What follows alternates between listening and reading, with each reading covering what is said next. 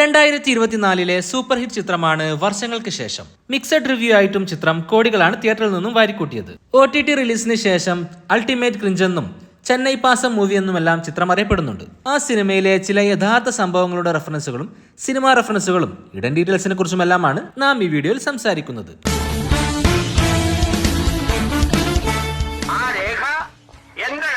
സിനിമയ്ക്കിടെ തിയേറ്ററിൽ ഉറങ്ങിപ്പോയ പ്രേക്ഷകരെ വിളിച്ചുണർത്തിയൊരു കഥാപാത്രമായിരുന്നു നിവിൻ പോളി അവതരിപ്പിച്ച നിതിൻ മോളി എന്ന കഥാപാത്രം.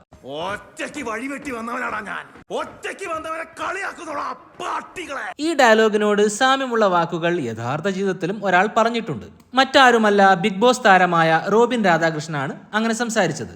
അദ്ദേഹത്തിന്റെ പല മാനറിസവും നിതിൻ മോളി എന്ന കഥാപാത്രത്തിൽ കൊണ്ടുവന്നിട്ടുമുണ്ട്.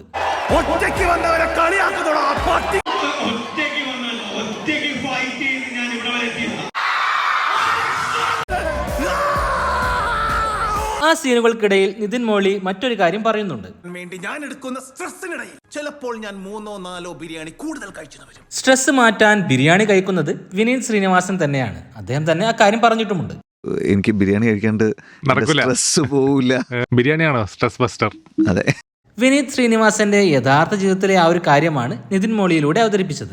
നിവിൻ പോളിക്ക് മലയാള സിനിമാ പ്രേക്ഷകരോട് പറയാനുള്ള പല കാര്യങ്ങളും ആ സിനിമയിലൂടെ നിതിൻ മോളി പറയുന്നുണ്ട്. നമ്മുടെ ശരീരം നമുക്ക് നമ്മുടെ ഇഷ്ടമാണല്ലോ, വണ്ണം വെക്കാം, വണ്ണം കുറയാം. താൻ സിനിമയിലെത്തിയ വഴികളും നേരിട്ട ബോഡി ഷേമിങ്ങിനെ കുറിച്ചുമെല്ലാം ആ കഥാപാത്രം പറയുന്നുണ്ട്. അതിന്റെ പേരിൽ ഞാൻ തടി വെച്ച എന്നെ ബോഡി ഷേമിംഗ് കളിയാക്കും. ബോഡി ഷേമിംഗ് ചെയ്യുന്ന പാർട്ടികളെ. മലയാള സിനിമയിലെ നെപ്പോട്ടിസത്തിനെ കുറിച്ചും നിതിൻ മോളി സംസാരിക്കുന്നുണ്ട്. എന്റെ മകനും ഇവന്റെ മകനും മറ്റവന്റെ മകനും കൂടിയല്ലേ ഇപ്പം മലയാള സിനിമ ഉണ്ടാക്കുന്നു. സംവിധായകനും പ്രധാന 2 നായകന്മാരും പ്രൊഡ്യൂസർ അടക്കം നെപ്പോ കിഡ് ആയിട്ടുള്ള ഒരു സിനിമയിലാണ് അങ്ങനെയുള്ള ഒരു ഡയലോഗ്. 1951 മുതൽ മലയാള സിനിമ പ്രൊഡ്യൂസ് ചെയ്യുന്ന മെറി ലാൻഡിന്റെ പുതുതലമുറക്കാരനാണ് പ്രൊഡ്യൂസർ. ഈ ഒരു ഡയലോഗ് ഫഹദ് ഫാസിൽ പറഞ്ഞ ഈ ഡയലോഗുകളുമായി ഏറെ സാമ്യമുള്ളതാണ്.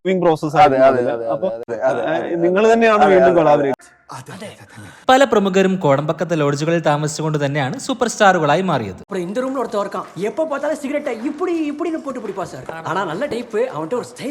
ആ ഒരു പ്രത്യേക സ്റ്റൈൽ കാണിക്കുന്ന നടൻ ആരാണെന്ന് എല്ലാവർക്കും അറിയാം. സൂപ്പർ സ്റ്റാർ രജനീകാന്തിനെ കുറിച്ചാണ് അവിടെ സംസാരിക്കുന്നത്. അദ്ദേഹത്തിന്റെ പഴയ കാലത്തെ ലുക്കുള്ള ഒരു ഡ്യൂപ്പിനെയും സിനിമയിൽ കാണിക്കുന്നുണ്ട്.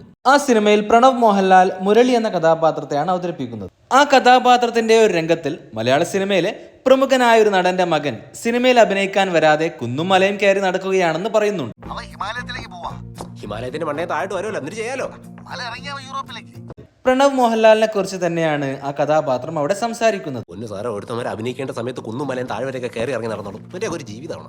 അപ്പോൾ തനിക്ക് ഒരു സ്റ്റെപ്പ് കയറാൻ പോലും കഴിയുന്നില്ല എന്നാണ് പ്രണവ് മോഹൻലാലിന്റെ കഥാപാത്രം ഫോർത്ത് വാൾ ബ്രേക്ക് ചെയ്തുകൊണ്ട് പറയുന്നത്. ഇവിടെ പടി കയറാൻ പറ്റുന്നില്ല, അപ്പോഴാണ് ഹിമാലയം. സിനിമയിലെ ഒരു ഡയലോഗാണിത്. കുറച്ച് വെള്ളം ചേർക്കല്ലേ? കുറച്ച് വെള്ളം ചേർക്കാം. എന്നാ ചേർക്കാം. പ്രണവ് മോഹൻലാലും ധ്യാൻ ശ്രീനിവാസനും മോഹൻലാലും ശ്രീനിവാസനും ചെയ്ത നാടോടിക്കാറ്റിലെ പ്രസിദ്ധമായ ഒരു ഡയലോഗിനെയാണ് സൂചിപ്പിക്കുന്നത്. കുറച്ച് വെള്ളം ചേർക്കാം. അയ്യേ, കുറച്ച് വെള്ളം ചേർക്കാൻ നല്ല മുഴുപ്പുള്ള പാലാ. കുറച്ച് ചേർക്കാം അല്ലേ? ചേർക്കാം. സിനിമയിൽ 2 ഇടത്തായി നാടോടിക്കാറ്റിലെ മറ്റൊരു ഡയലോഗും കാണിക്കുന്നുണ്ട്. എനിക്കെന്താ ഈ ബുദ്ധി നേരത്തെ തോന്നുന്നത്? നമുക്കെന്താടാ ഈ ബുദ്ധി നേരത്തെ തോന്നാഞ്ഞ? മോഹൻലാലിനെയും ശ്രീനിവാസനെയും ഓർമ്മിപ്പിക്കും വിധമായിരുന്നു അതും. ഇടാ, നമുക്കെന്താ ഈ ബുദ്ധി നേരത്തെ തോന്നാത്തത്? എല്ലാറ്റിനും അതിൻ്റെതായിട്ടുള്ള സമയമുണ്ട് മോനെ. ഓരോന്നിനും അതിൻ്റെതായ സമയമുണ്ട് മോനെ. ഇതിനുത്തരം പറയാൻ ഇനി നിന്റെ അപ്പനെങ്ങാനും വരും. ഇൻഡയറക്റ്റായി ശ്രീനിവാസനെ കുറിച്ച് തന്നെയാണ് പ്രണവ് മോഹൻലാൽ സംസാരിക്കുന്നത്. സിനിമയുടെ തുടക്കത്തിൽ ഇങ്ങനെ ഒരു രംഗം കാണാം. ആ ഒരു ഡയലോഗിലും ശ്രീനിവാസനെ കുറിച്ച് തന്നെയാണ് പ്രേക്ഷകർ ഓർക്കുക. വിനീത് ശ്രീനിവാസന്റെ സൂപ്പർ ഹിറ്റ് ചിത്രമാണ് തട്ടത്തിൻ മറയത്ത്. ആ സിനിമയുടെ റെഫറൻസ് ഈ സിനിമയിലും പറയുന്നുണ്ട്. ആദ്യം പടക്കം കേരളത്തിൽ മാത്രം കണ്ടുവരുന്ന ഒരു കാറ്റടിച്ച് പറന്നു പോയി കാണുമല്ലേ. തട്ടത്തിൻ മറയത്തിലെ പ്രസിദ്ധമായ ഒരു ഡയലോഗിനെയാണ് ഈ രംഗങ്ങളിലൂടെ സൂചിപ്പിക്കുന്നത്. വടക്കൻ കേരളത്തിൽ മാത്രം കണ്ടുവരുന്ന ഒരു പ്രത്യേകതരം പാതിര കാറ്റുണ്ട്. വിനീത് ശ്രീനിവാസന്റെ വടക്കൻ സെൽഫി എന്ന സിനിമയുമായും ഈ സിനിമയ്ക്ക് കണക്ഷൻ ഉണ്ട്. ആ സിനിമയിൽ അജു വർഗീസ് അവതരിപ്പിച്ച കഥാപാത്രത്തിന്റെ ഷോപ്പിന്റെ പേരായിരുന്നു മെറ്റാലിക്ക. എന്താണ് നിന്റെ സെക്സ് റാക്കറ്റിന്റെ പേര്? മെറ്റാലിക്ക. അയ്യോ, അതെന്റെ കടയുടെ പേര്. വർഷങ്ങൾക്ക് ശേഷം സിനിമയിലും ആ ഒരു ബ്രാൻഡ് കാണിക്കുന്നുണ്ട്. ആ ഒരു ബ്രാൻഡിന്റെ ഉദ്ഘാടനത്തിന് വേണ്ടിയാണ് നിതിൻ മോളിയുടെ കഥാപാത്രം വരുന്നത്. സിനിമയിൽ ഒരുപാട് യൂട്യൂബേഴ്സിനെ കാണിക്കുന്നുണ്ട്. സദ്ദാം എന്ന പേരിലാണ് ഷസാമിനെ കാണിക്കുന്നത്. ഇവന്മാർക്ക് മാറ്റാറായില്ലേ നമ്മൾ ചിന്തിച്ചു പോകും. പക്ഷേ ഡയലോഗുകൾ ഉപയോഗിച്ചിരിക്കുന്നത് അശ്വന്ത് കോക്കിന്റെ സ്ഥിരം ഡയലോഗുകളാണ്. ആ മലങ്കൾട്ടിനെ ആരാധിക്കുന്നവർ ഓടിക്കണം, അവന് വയ്യ.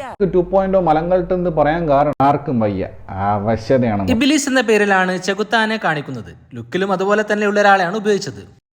പിന്നെ അവന്റെ പറച്ചിലിന്റെ ബാക്കിൽ ഒരു പാട്ടുണ്ടായിരുന്നു. ഇതൊരു കൊച്ചുപിള്ളേരുടെ മനസ്സാ. സീക്രട്ട് ഏജന്റിനെയും സിനിമയിൽ കാണിക്കുന്നുണ്ട്. പബ്ലിക് ഏജന്റ് എന്ന പേരിൽ കാറിൽ ഇരിക്കുന്നതായിട്ടാണ് കാണിക്കുന്നത്. സണ്ണി വ്ളോഗ്സ് എന്ന പേരിലാണ് ഉണ്ണി വ്ളോഗ്സിനെ കാണിക്കുന്നത്. ബാക്കിയുള്ളവർ ആരൊക്കെയാണ് കാണിക്കുന്നത് നിങ്ങൾക്കറിയാമെങ്കിൽ അവ കമന്റ് ചെയ്യുമല്ലോ. 2021 അല്ലു അർജുൻ ചിത്രമാണ് പുഷ്പ. ആ സിനിമയുടെ റെഫറൻസും വർഷങ്ങൾക്ക് ശേഷം സിനിമയിൽ കാണിക്കുന്നുണ്ട്. ആ സിനിമയിലെ അല്ലു അർജുന്റെ പ്രസിദ്ധമായ ഒരു ഡയലോഗും ആക്ഷനും ഈ കഥാപാത്രം കാണിക്കുന്നുണ്ട്.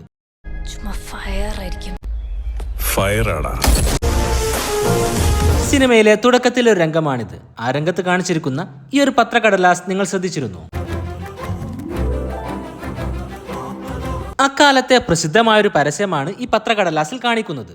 എക്സോട്ടിക്ക ടാൽക്ക് എന്ന ഈ ഒരു ബ്രാൻഡിന്റെ ഈ ഒരു പരസ്യമാണ് ആ പത്രത്തിൽ കാണിക്കുന്നത്. 1977 കഥ നടക്കുന്നതെന്ന് കാണിക്കാൻ വേണ്ടി അന്നത്തെ ഒരു പ്രധാന സംഭവം സിനിമയിൽ കാണിക്കുന്നുണ്ട്.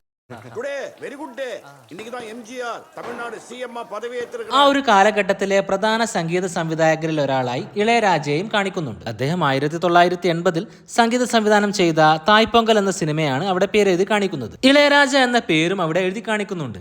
ഇനി അതിന്റെ കോപ്പിറൈറ്റിന് വേണ്ടി ഇളയരാജ കോടതിയെ സമീപിക്കുമോ എന്ന് കണ്ടറിയാം. നിവിൻ പോളിയുടെ സൂപ്പർ ഹിറ്റ് ചിത്രമാണ് പ്രേമം. വർഷങ്ങൾക്ക് ശേഷം സിനിമയിൽ പ്രേമത്തിന്റെ ഒരു റെഫറൻസും കാണിക്കുന്നുണ്ട്. പക്ഷേ ആ സ്ലാങ് ആ സിനിമയിൽ വിനീത് ശ്രീനിവാസൻ തന്നെ ആലപിച്ച ആലുവ പുഴയുടെ തീരത്ത് എന്ന ഗാനത്തിന്റെ ഒരു മ്യൂസിക് അവിടെ കേൾപ്പിക്കുന്നുണ്ട്. മറ്റൊരു അൽഫോൺസ് പുത്രൻ ചിത്രമായ നേരത്തിലെ ഗാനവും സിനിമയിൽ ഒരിടത്ത് ആലപിക്കുന്നതായി കാണിക്കുന്നുണ്ട്. 1967 പരീക്ഷ എന്ന പ്രേം നസീർ ചിത്രത്തിനു വേണ്ടി പി ഭാസ്കരൻ എഴുതി MS ബാബുരാജ് സംഗീതം നൽകി യേശുദാസ് ആലപിച്ച മലയാളികളുടെ ഏറെ പ്രിയപ്പെട്ട ഗാനം ഈ സിനിമയിൽ പാടുന്നതായി കാണിക്കുന്നുണ്ട്.